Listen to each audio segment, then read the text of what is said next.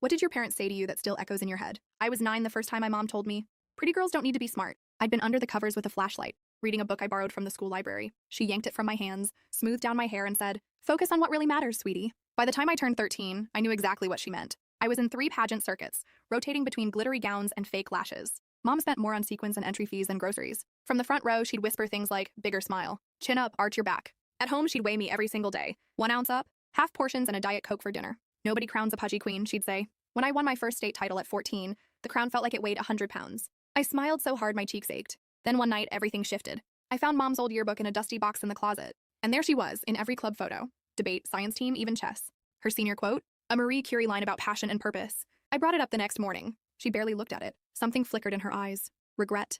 Pain. That girl, she snapped, was invisible. No one noticed her. Then she grabbed my face gently. But everyone sees you?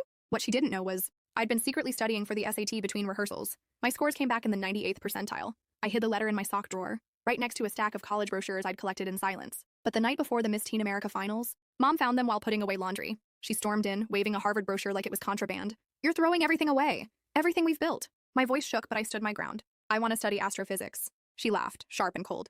Stars are for wishing on, not studying. Be realistic. Then came the line she always used. Pretty girls don't need brains.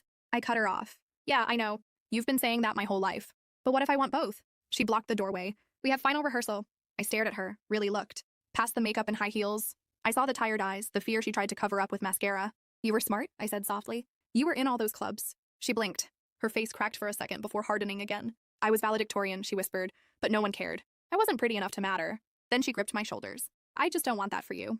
I'm protecting you from being invisible. I gently pulled her hands away. But Mom, on those stages I don't feel seen. I feel displayed. Then I asked her something I hadn't before. Did someone tell you that you couldn't be both? Smart and beautiful? She went still, then whispered, my mother did. Said she was too plain for vanity. So she buried herself in books. And that's when it hit me. We were both trapped. Her mom pushed her one way and she'd pushed me the opposite.